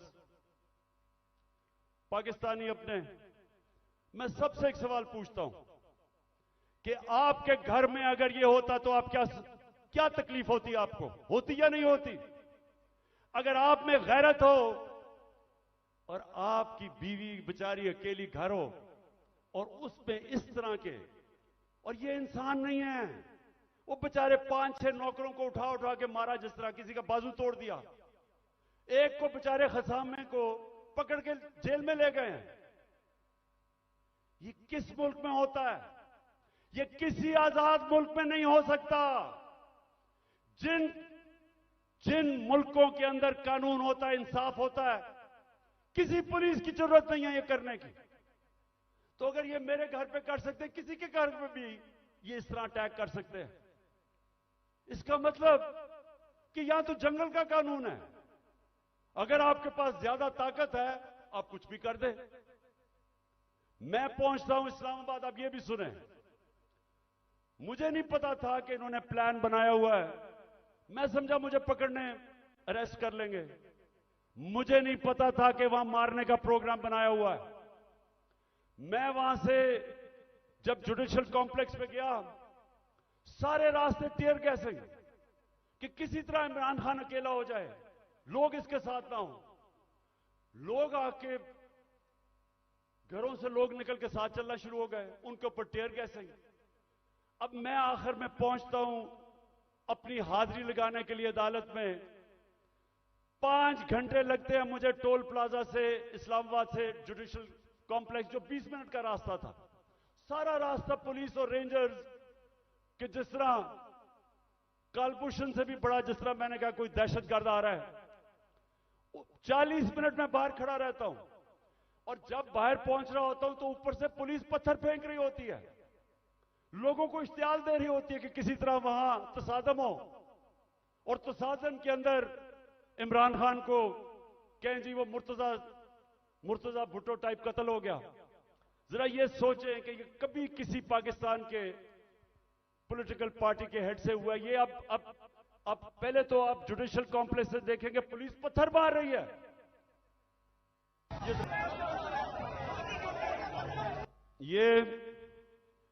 ये पहले पथराव कर रहे हैं, नीचे लोगों को इन्होंने इश्तियाल में डाला, और फिर मैं जब गाड़ी दरवाजा खोलता हूं तो सामने आपके सामने वो गाड़ी के सामने पुलिस देखे और वो मारना शुरू कर देती है। और फिर हमारा एक पीटीआई का एक कारकुन आता है मेरी गाड़ी में, और वो अंदर से आता है, कहता है जल्दी से निकलें, यहां अंदर सारा नामालूम अफराद कब्जा करके बैठे हुए हैं, सीटीडी की वर्दियों में वो हैं, और उनका कोई और, उनके अज़ाइम कुछ और हैं, और अल्लाह बचाने वाला है कि हम बिल्कुल ठीक टाइम पे वहां से निकलते हैं। जब निकलते हैं तो आईजी इस्लामाबाद पुलिस वालों को गालियां निकालते, तुमने निकलने क्यों दिया। ये हो रहा है आज मेरे साथ। वापस आता हूं, पता चलता है जी एक और ऑपरेशन की तैयारी हो गई है। 1000 रेंजर तैयार बैठे हुए हैं, क्योंकि पुलिस अब झिझक रही है ज़मान पाक पे अटैक करने के लिए, तो 1000 रेंजर तैयार किए हुए हैं ज़मान पाक को फतह करने के लिए। तो वो मुझे पता चलता है, मैं टीवी पे आके लोगों को बताता हूं प्लान क्या है। प्लान तो मुझे अंदर से पता चलता है। जिस तरह जब मुझे कत्ल करने लगे थे तो मैंने 1.5 महीना पहले सारी कौम को बताया था कि इन्होंने दीनी इंतहा पसंद के नाम पे वारदात करनी है, और वही हुआ। तो फिर मुझे तो अंदर से इंफॉर्मेशन थी कि इन्होंने क्या करना था। तो बहरहाल अब मैं आगे चलता हूं। जो 30 अप्रैल का इलेक्शन उन्होंने डिले किया, ये कौम जरा गौर से सुन लो। अब ये जो मुल्क में अब जंगल का कानून आ रहा है और तकरीबन आ गया, ये जो इन्होंने किया है कि जब आईन कहता है कि 90 दिन में इलेक्शन होगा, जब पाकिस्तान का सुप्रीम कोर्ट कहता है कि 30 अप्रैल को पंजाब का इलेक्शन है, तो किस मुंह से इलेक्शन कमीशन ने कहा कि जी अक्टूबर में इलेक्शन होगा। हमारे पास जी कहते पैसे नहीं है। तो मुझे ये इलेक्शन कमीशन मुझे ये बताए कि मुल्क का तो तुमने वैसी तवालियां निकलता जा रहा है, तो अक्टूबर में किधर से पैसे आएंगे। तो इसका मतलब तो इलेक्शन होंगे नहीं। कभी इस तरह का सुना है किसी महजब माशरे में कि आईन कह रहा है कि इलेक्शन होंगे और ये कहते पैसे नहीं है जी इसलिए इलेक्शन नहीं। झूठ बोला कि जी आईएमएफ कह रहा है। आईएमएफ ने तस्दीक की कि हम नहीं कह रहे। तो कोशिश क्या है इनकी, इलेक्शन से भागो। अगर आईन तोड़ना पड़ता तो तोड़ो, किसी तरह इमरान खान इलेक्शन के में जीत के इक्तदार में ना आ जाए, बस ये 1 पॉइंट एजेंडा है। उसके लिए हम अदालत में जा चुके हैं, और मैं आज सारे पाकिस्तान की लीगल कम्युनिटी को यहां से अपील कर रहा हूं कि ये वो वक्त आ गया कि आज आपने स्टैंड ना लिया, अगर आज आप आईन के साथ ना खड़े हुए तो उसके बाद मुल्क में कानून खत्म। जो ताकतवर चाहेगा वही कानून होगा। जब वो फैसला करेगा कि इलेक्शन है तो तभी इलेक्शन होगा। तो पाकिस्तानियों, हमने सबने पाकिस्तान के सुप्रीम कोर्ट के साथ खड़ा होना है। हमने पाकिस्तान के आईन के साथ खड़े होना है। हमने सारे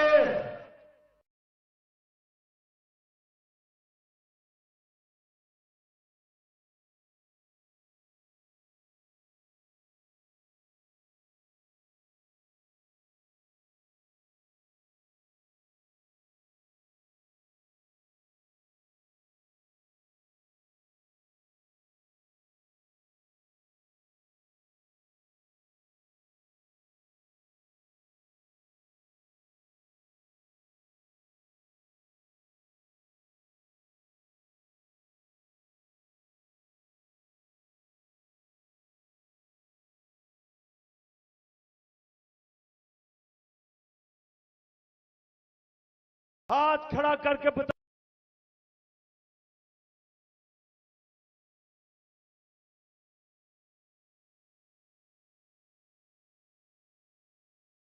कि आप खड़े होंगे पाकिस्तान की आईन के साथ, सुप्रीम कोर्ट के साथ।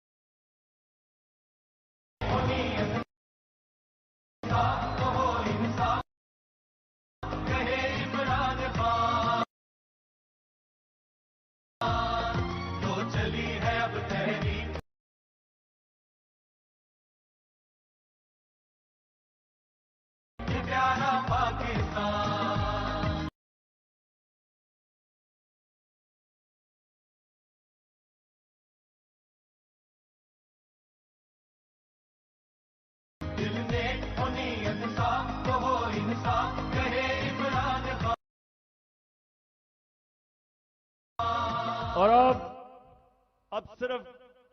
मैं सिर्फ माशरत के ऊपर 2-3 चीजें कहना चाहता हूं, क्योंकि 6 लोग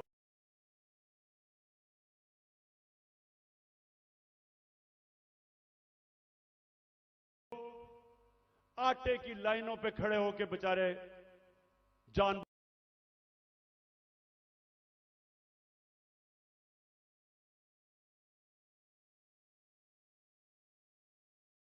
हो गए। मैं सबसे पहले सवाल पूछता हूं कि अगर आपने आटा बांटना है तो क्या यह तरीका है कि इस तरह लोगों को जलील खड़ा करके जिल्लत देके कभी इस तरह भी आटा बांटा जाता है? हमने अपने एहसास प्रोग्राम में 14,000 रुपया जो स्टाइपेंड दिया था गरीब लोगों को, स्कूलों के अंदर बुलाया, मुहज्जब तरीके से बिठाया,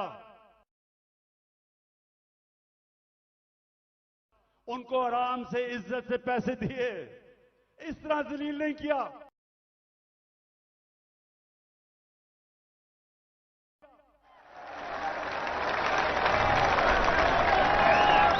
और दूसरा, मैं आज सिर्फ यह सवाल पूछना चाहता हूं कि कौन सी ऐसी चीज, क्या क़यामत आ गई कि हमारे पिछले अप्रैल के अंदर जब हमारी हुकूमत थी 1 किलो आटा 55 रुपए का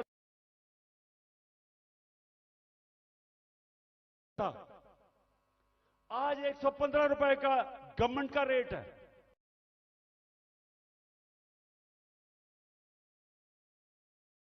और बाजार में 155 रुपए का मिल रहा है 1 किलो।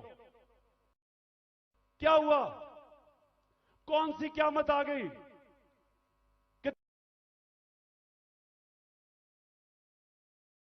3 गुना ज्यादा आटा बढ़ गया।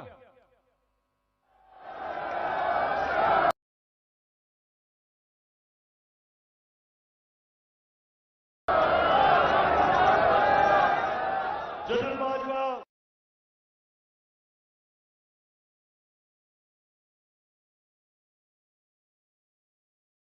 तीन गुना ज्यादा आटा बढ़ गया।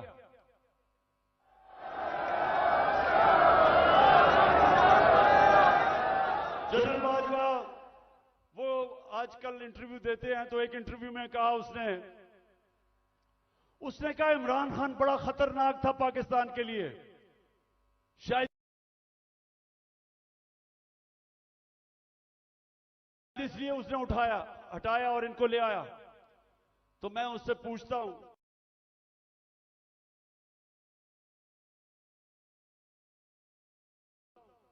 कि आज जरा मुझे ये सिर्फ इन सवालों का जवाब दे दे कि आज, पहले मैं तेल पे आता हूं, आज दुनिया की आलमी मार्केट के अंदर जो तेल बिक रहा है वो $70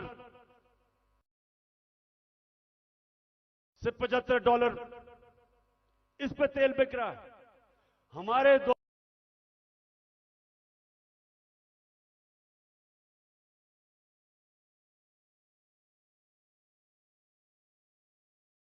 में $110 से $115 पे था। अब मुझे यह बताएं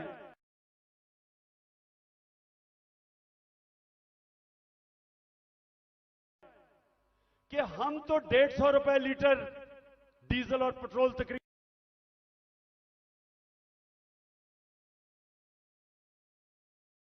₹150 का बेच रहे थे। आज क्या हो गया है? आज हो रहा है कि ₹293 का डीजल और ₹272 का पेट्रोल, तो दुनिया में तो तेल तकरीबन आधा हो गया है।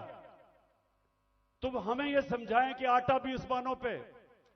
आज जो पाकिस्तान की जो हर हफ्ते वीक ऑन वीक जो कहते हैं एसपीआई, जो महंगाई है वो 47% पे पहुंच गई है।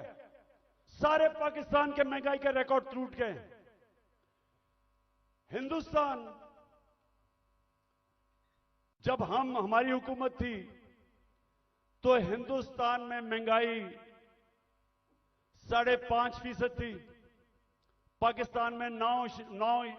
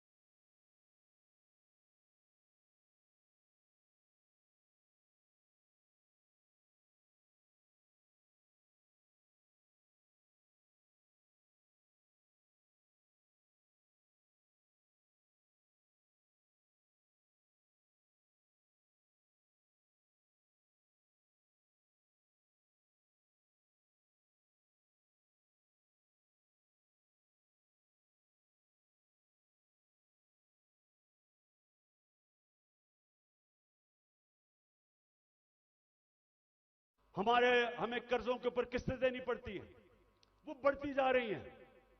तो हमारे पास इतना पैसा ही नहीं है और हम शुरू ही करते हैं, हम शुरू ही होते हैं खसारे से और हमें कर्जे पे मुल्क चलाना पड़ता है। ये पहला मसला है। दूसरा मसला है कि जो डॉलर्स मुल्क, उससे बहुत ज्यादा डॉलर्स मुल्क से बाहर जाते हैं। हमारे पास डॉलर की कमी है, जिसको करंट अकाउंट डेफिसिट कहते हैं। हमने कभी माजी में कोशिश ही नहीं की अपनी एक्सपोर्ट्स बढ़ाने की। जो भी मुल्क तरक्की किया है, ईस्ट एशिया, चाइना, सब ने अपनी एक्सपोर्ट्स बढ़ाई हैं। एक्सपोर्ट्स बढ़ाती है तो डॉलर आते हैं। हमने कभी कोशिश ही नहीं की। हमारी इंपोर्ट्स बहुत ज्यादा है। तो अब मैं आपको बताऊं कि ये दो हमारे खसारे हैं। एक की वजह से रुपए पे प्रेशर पड़ता है, रुपया गिर जाता है, रुपया गिरता है, महंगाई होती है, गुर्बत होती है। और दूसरी वजह से कि हम सारा वक्त, क्योंकि हम टैक्स ही कितना नहीं इकट्ठा करते, सारा वक्त हमें मसला पड़ा रहता है। हम बैंकों से और पैसे लेते हैं, उसके ऊपर सूद होता है, तो हम इधर फंसे हुए हैं। तो इसके लिए सबसे पहले पाकिस्तान के अंदर एक उस तरह की सर्जरी करनी पड़ेगी, मुल्क का गवर्नेंस सिस्टम ठीक करना पड़ेगा, उसके लिए रूल ऑफ लॉ लाना पड़ेगा, मुल्क की एनवायरनमेंट चेंज करनी पड़ेगी। जिस तरह हम गवर्नमेंट चलाते हैं बिल्कुल चेंज करना पड़ेगा। और जो हमने डॉलर मंगवाने हैं मुल्क की तरफ, गौर से सुने, मैं आखिर में पहुंच रहा हूं। डॉलर कैसे आएंगे? एक्सपोर्ट्स बढ़ाने में तो टाइम लगेगा। एक तरीका है डॉलर लाने का, ये जरा गौर से सुन लें। और आज बैरूनी मुल्क पाकिस्तानी भी सुन रहे होंगे, मैं उनको भी बताना चाहता हूं कि देखिए, मैं बड़ी देर से एक ही बात कहता हूं कि सबसे बड़ा असासा पाकिस्तान का बैरूनी मुल्क पाकिस्तानी है। उनके पास जो डॉलर्स पड़े हुए हैं, अगर हम अपना गवर्नेंस सिस्टम ठीक कर लें, हम अपना रूल ऑफ लॉ ठीक कर दें, हम इस मुल्क के अंदर एतमाद अपने सिस्टम में ले आए कि अगर वो अपना सरमायाकारी करते हैं पाकिस्तान में, तो हमारा जो अदलिया का निजाम है, जो हमारा गवर्नेंस सिस्टम है, वो उनके सरमाए की हिफाजत करेगा। जिस वक्त ये कर दिया, अब जरा सुने, मैं आपको फिगर्स बताता हूं। 18,000 अमेरिका के अंदर पाकिस्तानी डॉक्टर्स हैं। फिर से सुन लें, पाकिस्तानी अमेरिकन डॉक्टर्स अमेरिका में 18,000 हैं। आपको पता है कि उनकी टोटल वेल्थ कितनी है? 18,000 पाकिस्तानियों की वर्थ कितनी है? 200 अरब डॉलर। 200 अरब डॉलर जो IMF के पास हम घुटनों के ऊपर हैं, हम 6 अरब डॉलर मांग रहे हैं। 200 अरब डॉलर 18,000 पाकिस्तानी अमेरिकन के हैं। हमारे जो 10 पाकिस्तानी अमेरिकन टॉप बिजनेसमैन हैं, सिर्फ 10, आपको पता है उनके पास उनकी वर्थ क्या है? 25 अरब डॉलर। 25 अरब डॉलर। तो 6 अरब डॉलर के पीछे हम आज IMF के पीछे हैं। आपको पता है कि इस मुल्क से सिर्फ दुबई में, यह ब्लूमबर्ग की रिपोर्ट है कि इस मुल्क से सिर्फ दुबई में चंद सालों में पाकिस्तानियों ने कितनी प्रॉपर्टी ली है? 10.4 अरब डॉलर। यह ब्लूमबर्ग की रिपोर्ट है। तो पाकिस्तानी अमीर हैं, मुल्क गरीब है। और इसके लिए हमने वो सिस्टम बनाना है। जब तक वो माहौल नहीं बनेगा, जिसको एनेबलिंग एनवायरनमेंट कहते हैं, हम इनका पैसा नहीं ला सकते। ये अभी तक सिर्फ प्रॉपर्टी में पैसा लेते हैं, प्लॉट्स लेते हैं, लेकिन जब तक वो सरमायाकारी पाकिस्तान में नहीं करेंगे, हम इसी तरह ही घुटनों के ऊपर रहेंगे। जिस वक्त हमने अपना सिस्टम ठीक कर लिया, उन्होंने सरमायाकारी शुरू कर दी पाकिस्तान में। आप यकीन करें कि वो उनको देखते हुए सारी दुनिया से सरमायाकारी आएगा यहां। जो चाइना कैसे ऊपर गया? चाइना ने सबसे पहले अपना सिस्टम ठीक किया, उसके बाद जो बैरून मुल्क चाइनीज थे वो वापस आए, उन्होंने सरमायाकारी की। जब सरमायाकारी शुरू हुई तो वो इस तरह है कि जिस तरह शहद के ऊपर मक्खियां आती हैं, सारी दुनिया से सरमायाकार आ गया।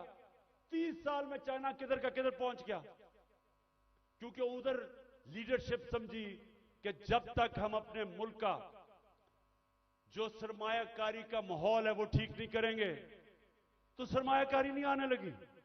तो पाकिस्तान में तो सरमायाकारी आती नहीं है, क्योंकि प्लॉट बेचारा ओवरसीज पाकिस्तानी लेता है, उसमें भी कब्जा हो जाता है। वो कौन फैक्ट्रियां लगाएगा यहां? तो ये मैं सबसे पहले कि हमने ओवरसीज का पाकिस्तानियों का पैसा लेना, एक प्लान बनाया हुआ है हमने, कैसे उनकी इन्वेस्टमेंट लेके आनी है। तो ये पूरा एक प्लान बनेगा कि कैसे गवर्नेंस सिस्टम ठीक करनी है। 3.5 साल में हमें पड़ी, शुरू में तो हमें समझ ही नहीं थे कि क्या हालात है। तो इंशाल्लाह एक तो वो पहले, फिर दूसरा, हमने पाकिस्तान के अंदर लॉन्ग टर्म, मिडिल और लॉन्ग टर्म प्लानिंग, एक्सपोर्ट्स, एक पूरा मुल्क को लगाएंगे एक्सपोर्ट्स के ऊपर। एक्सपोर्टर्स को वीआईपी बनाएंगे। जो मुल्क में डॉलर चीजें बेच के डॉलर लेके आएगा उनके लिए सहूलतें देंगे। हमने दी थी और इसकी वजह से हमारी रिकॉर्ड एक्सपोर्ट्स थी जब हमारी गवर्नमेंट गिराई गई है। तो फिर एक्सपोर्टर्स को जब तक आप उनको वीआईपीज नहीं बनाएंगे, जिस तरह ईस्ट एशिया में बनाया था, जिस तरह इंडोनेशिया, मलेशिया, ये चाइना ने जब तक नहीं किया, एक्सपोर्ट्स नहीं बढ़ेंगे। हम तवज्जो नहीं दी कभी उसके ऊपर। फिर आईटी, हिंदुस्तान की 140 अरब डॉलर की आईटी एक्सपोर्ट्स है, हमने कभी तवज्जो ही नहीं दी। हमने जब दी थी तो 2 सालों में 70% हमारी आईटी की एक्सपोर्ट बढ़ गई थी। उनको हमने उठाना है, क्योंकि फ्यूचर टेक्नोलॉजी का है। तीसरी चीज, टूरिज्म। पाकिस्तान के पास कभी हमने तवज्जो नहीं दी। ये मुल्क, और हमारी बदकिस्मती के 2 साल कोविड हो गया, कोरोना हो गया, उसके बाद टूरिज्म खत्म हो गई। तो इंशाल्लाह पूरा मेरा प्लान है कि इस बार इंशाल्लाह अल्लाह ने मौका दिया, कैसे टूरिज्म उठाएंगे। उसके अलावा हमने कभी तवज्जो ही नहीं दी मदनियात पे, मिनरल्स पे। वो इसलिए क्योंकि वो सूबाई सब्जेक्ट बन गया है, सूबों के पास कैपेसिटी नहीं है। तो इस वक्त पूरा जोर लगाएंगे कि कैसे हमने पाकिस्तान के, और यहां बहुत अल्लाह ने नेमतें बख्शी हैं मदनियात में, लेकिन हमने तवज्जो नहीं दी, उससे भी हम डॉलर पाकिस्तान में आ सकते हैं।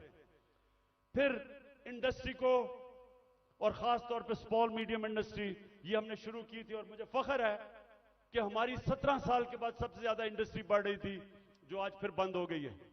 तो वो उसके ऊपर, और स्मॉल और मीडियम जो छोटा इंडस्ट्री है उसके ऊपर हमने पूरा प्लान बनाया हुआ है। फिर अपनी ज़राअत की हमने सिर्फ प्रोडक्टिविटी बढ़ानी है। चाइना के साथ हमने बात कर ली थी कि कैसे हम पैदावार बढ़ा सकते हैं, और उन्होंने आना था, और बदकिस्मती फिर कोरोना की वजह से 2 साल चाइना बंद हो गया। तो उसका पूरा प्लान बना हुआ है। फिर जो बड़े बड़े पीआईए, रेलवे, गवर्नमेंट कॉरपोरेशन, ये सबसे ज्यादा नुकसान करती हैं पाकिस्तान में। जो हमारा जो पैसा आवाम पे खर्च होना चाहिए वो नुकसान पे चला जाता है। इनको रिस्ट्रक्चर करना है, ये भी हम आखिर में बना था, लेकिन हमारी गवर्नमेंट चली गई। इसका पूरा प्लान है। और फिर कैसे हमने अपने टैक्स कलेक्शन बढ़ाना है। अब ये जरा सुन लें, इस वक्त 22 करोड़ पाकिस्तानियों में सिर्फ 25 लाख टैक्स देने वाले हैं। 22 करोड़ पाकिस्तानियों में 25 लाख टैक्स देने वाले हैं। हमने नादरा के साथ मिलकर आइडेंटिफाई किए 4 करोड़ टैक्स देने वाले, उनके हमने टेक्नोलॉजी के इस्तेमाल करके हमने पता चलवाया कि इतने ज्यादा टैक्स पेयर हैं जो पैसे नहीं देते। उनके लिए, ये मैं अब आखिर में आ रहा हूं, उसके लिए हमने पूरा प्लान बनाया हुआ था, लेकिन फिर हमारी गवर्नमेंट चली गई। लेकिन जब तक हम अपना टैक्स बेस नहीं बढ़ाएंगे, जब तक हमारा टैक्स नहीं बढ़ेगा, मुल्क आगे नहीं चल सकता। तो इंशाल्लाह उसका पूरा हमारा प्लान है। उससे मैं ये भी बता दूं कि हमने रिकॉर्ड टैक्स इकट्ठा किया था अपने दौर में। और फिर मनी लॉन्ड्रिंग, ये देखें हमारी जो एलीट है मुल्क की, शायद ही किसी मुल्क में ऐसे हो कि सारी एलीट जो पैसा होता है वो बाहर भेज देती है। प्रॉपर्टीज इनकी बाहर हैं, जिस तरह मैंने दुबई में बताया, लंदन, सारी दुनिया में। तो और ये चोरी का पैसा होता है। तो जब तक हम इसको कंट्रोल नहीं करेंगे, और ये होगा रूल ऑफ लॉ से, जितना हम अपना कानून तकड़ा करेंगे, हम इतना पैसा हमारा मुल्क से बाहर चला जाता है, डॉलर्स बाहर चले जाते हैं चोरी के, हमने वो रोकना है। आखिर में इस दौरान जो मुश्किल वक्त है, आज कमजोर तबका हमारा पिस गया है, तनख्वाहदार हमारा पिस गया महंगाई की वजह से। तो हमने जो चीजें शुरू की थी उसका मैं आपको बता दूं कि सबसे पहले हमने हेल्थ कार्ड, जो हेल्थ इंश्योरेंस थी, कि हर लोगों के लिए 10 लाख रुपए के लिए हेल्थ इंश्योरेंस हर खानदान के लिए किसी भी अस्पताल में अपना इलाज करवा सके, वो सबसे ज्यादा जो बंद किया गया कई जगहों के ऊपर, वो फिर से हम शुरू करेंगे। क्योंकि ये आजकल के दिनों में, महंगाई के दिनों में, एक बीमारी हो जाती है घर में, सारा घर मकरूज हो जाता है। तो जो हेल्थ कार्ड है वो हमारा पूरा इनिशिएटिव है, और इंशाल्लाह वो नंबर 1 होगा कि हमने अब लोगों को कैसे तहफ़्फ़ुज़ देना है, सोशल प्रोटेक्शन कैसे करनी है। दूसरा, हमने सानिया निश्चित ने एक जबरदस्त प्रोग्राम निकाला है, और वो है हमने अब राशन देना है लोगों को। वो कैसे करना है? हमने अब पूरा डेटाबेस बनाया है। हमने देखा कि कौन कौन से खानदान, उनकी इनकम कितनी है जो मुश्किल में है। तो इसको कहते हैं टारगेटेड सब्सिडी। पूरा प्लान ये है कि उनको डायरेक्ट हम पैसा देंगे, ताकि जो गरीब लोग हैं उनको, जो कमजोर है, जो मुस्तक है, उनको डायरेक्ट पैसा मिले। आजकल के मुश्किल दिनों में उनको खाने पीने की इतनी चीजें महंगी हैं। तो एक ये पूरा प्रोग्राम हमारा बना हुआ है। फिर हमने नौजवानों को लोन्स देने हैं, सूद के बगैर कर्जे, ताकि वो अपनी बिजनेस से शुरू कर दे। हमने कामयाब जवान में काफी किया था, लेकिन इंशाल्लाह उसको अब और आगे लेके जाएंगे।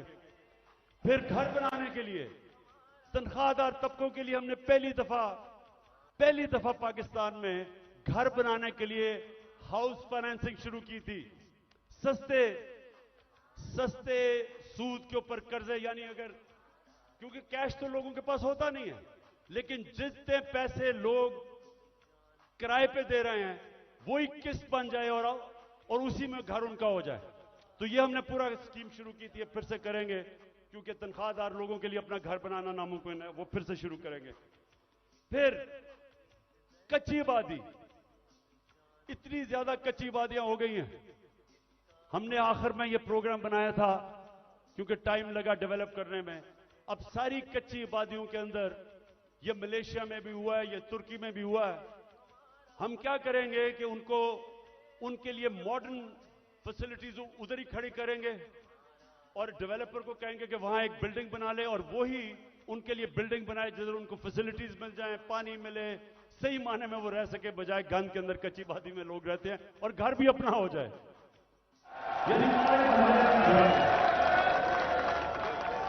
ये मेरा बड़ा देर से प्रोग्राम था, इस्लामाबाद में हम शुरू करने लगे थे, लेकिन देर हो गई।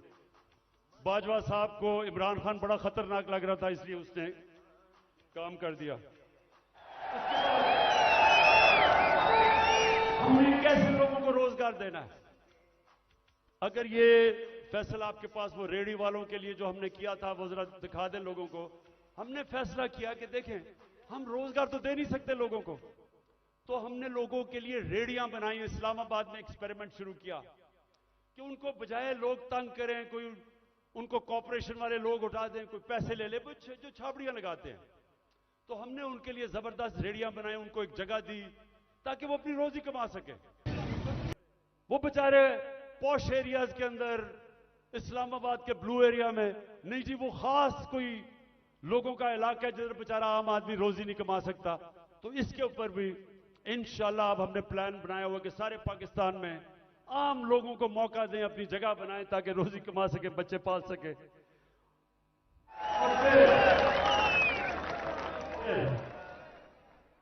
जो हमारे घर के मुलाजिम हैं।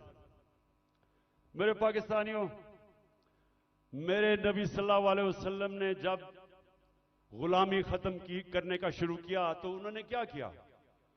उन्होंने कहा कि जो आपके घर में गुलाम हैं उनको इस तरह रखो कि जैसे वो आपके घर में आपकी फैमिली है। उनको वही खाना खिलाओ, उनको अच्छी तरह रखो। ये उन्होंने पहला कदम उठाया था कि उनको इंसान समझो, उनके भी हुकूक हैं।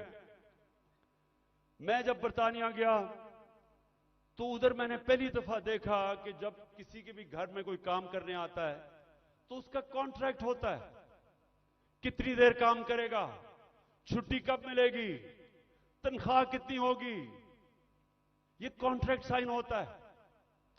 मुझे अफसोस से कहना पड़ता है कि हम अपने मुल्क में अपने मुलाजमों को ठीक नहीं रखते और ये हमारे दीन के खिलाफ है। हमें बिल्कुल उस तरफ जाना चाहिए कि उनको हम कॉन्ट्रैक्ट्स दें, बताएं कि जितना पैसा मैं आपको दे सकता हूं उसके मुताबिक करें, उनको छुट्टी दें,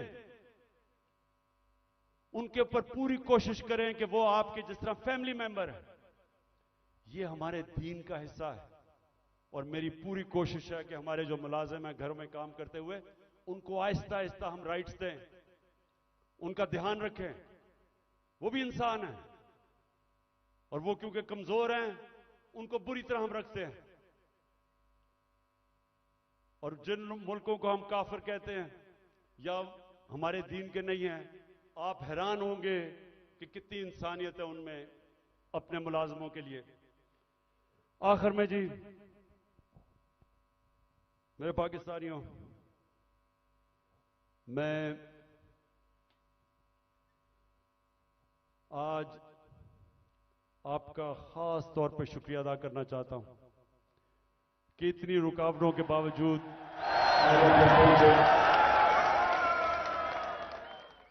मैं आज फिर से अपने मुल्क में जो इस वक्त ताकत में है उन सबको पैगाम देना चाहता हूं कि देखें, जिस तरफ हमारा मुल्क जा रहा है, मैं फिर से कहता हूं, मुझे खौफ है कि ये उधर पहुंच जाएगा जिधर कोई भी इसको रोक नहीं सकेगा। इंडस्ट्री बंद हो रही है, महंगाई बढ़ती जा रही है, एक्सपोर्ट्स गिर रही हैं, जो बाहर से पाकिस्तानी रेमिटेंसेस भेजते हैं वो कम हो रही हैं। अब इंडस्ट्री बंद होगी तो टैक्स कलेक्शन कम हो जाएगी। तो क्या इनका सिर्फ इस वक्त तो एक ही है कि कहीं से कर्जा मिल जाए। कर्जे बढ़ते जा रहे हैं, आमदनी सुकड़ती जा रही है। एक घर जब उसमें मुश्किल वक्त आता है, उसके ऊपर कर्जा चढ़ जाता है, तो वो क्या करता है? वो अपने खर्चे कम करता है, अपनी आमदनी बढ़ाने की कोशिश करता है। हमारी तो आमदनी सुकड़ती जा रही है। तो मैं आज सबको कहना चाहता हूं कि अगर आप मुझे यह बता दें कि इस दलदल से निकलने के लिए हमारे पास स्वाय साफ और शफाफ इलेक्शन की कोई और प्लान है तो मुझे बता दें। और कोई आपके पास प्रोग्राम नहीं है। इस वक्त सिर्फ प्रोग्राम बना हुआ है कि इमरान खान को बाहर कैसे करना है। फिर से मैं कहता हूं, कोई तो आपके पास प्रोग्राम होगा। एक तेजी से तबाही की तरफ मुल्क जा रहा है। कहीं बाहर के तबसरे पढ़ लें, हिंदुस्तान का टीवी देख लें, वो क्या कहते हैं पाकिस्तान के मुताबिक, तंज कर रहे हैं। लेकिन हम सिर्फ यहां सारे जो साहिब इक्तदार हैं, बस एक ही ज़हन में है कि जी इमरान खान को बाहर कैसे रखना है। तो मैं फिर से आज अब सबको अपील करता हूं कि हमारे पास वक्त कम है। मुझे कहते हैं जी इलेक्शन डिले कर दें अक्टूबर तक। मुझे एक चीज बता दें कि अक्टूबर में इलेक्शन करवाने से मुल्क को क्या फायदा होगा। मुझे यह कन्विंस कर दें कि अगर इलेक्शन डिले होता है तो मुल्क तब तक संभल जाएगा। मुल्क तो नीचे जा रहा है, हल कोई है नहीं, लेकिन सिर्फ इसलिए कि डरे हुए हारने से इलेक्शन नहीं करवाना। तो मैं अपनी सारी कौम को भी आज कहना चाहता हूं कि पाकिस्तानियों, आपने याद रखना है कि आपने किसी सूरत जालिम के सामने सर नहीं झुकाना। आपने अपनी आजादी के लिए ये जो खौफ का बुत है, इसको तोड़ना है। ये जो पकड़ धकड़, तशद्दुद करना, रेंजर्स ले आए कि जी पुलिस नहीं तो रेंजर्स आ जाए, क्या इससे मुल्क ठीक हो जाएगा? क्या इससे लोग डर जाएंगे? लोगों ने नहीं अब डरना। ये जितना आप ये जुल्म करेंगे, लोगों की नफरतें बढ़ेंगी। जो निकलता है, जो जिसको आप तशद्दुद करके जब वो निकलता है, उसके अंदर नफरत भरी होती है। मुझे तो पहली दफा पता चला कि जब मुझे एक बलूचिस्तान में मिनिस्टर ने कहा, उसने कहा इमरान खान, खुदा के वास्ते अपने लोगों को बताओ कि ये जो हमारे लोगों को पकड़ के तशद्दुद टॉर्चर करते हैं, वो जब वापस जाता है सारा का सारा गांव खराब हो जाता है। वो कहते हैं जब उसकी, जिस तरह उस बेचारे को जिले शाह को कत्ल किया, अगर कत्ल करते हैं, जब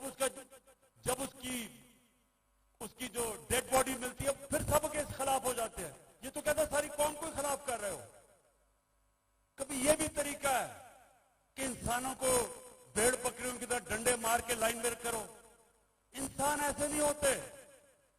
इंसान को समझाना पड़ता है। दिल और दिमाग की जंग होती है। ये डंडे से कोई आज तक नहीं ठीक हुआ।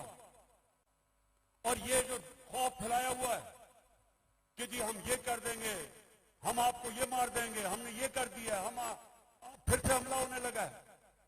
देखें, आखिर में मैं आपको ये बात बता दूं, आज है 25 हो चुकी है। 25 मार्च को पाकिस्तान वर्ल्ड कप जीता था। मेरी जितनी सारी टीम थी, मेरी सारी टीम, और वो अभी सारे लोग क्रिकेट के ऊपर बातचीत करते हैं, कभी उनसे पूछें, सारी टीम दिल हार चुकी थी। सबका क्या था, हम इतना बुरा हमारा हालात थे, सबने कहा कि हम नहीं जीत सकते। अभी भी किसी टीम वालों से पूछ लें, एक आदमी था जो कहता था अभी हम जीतेंगे, और वो आपके सामने खड़ा है।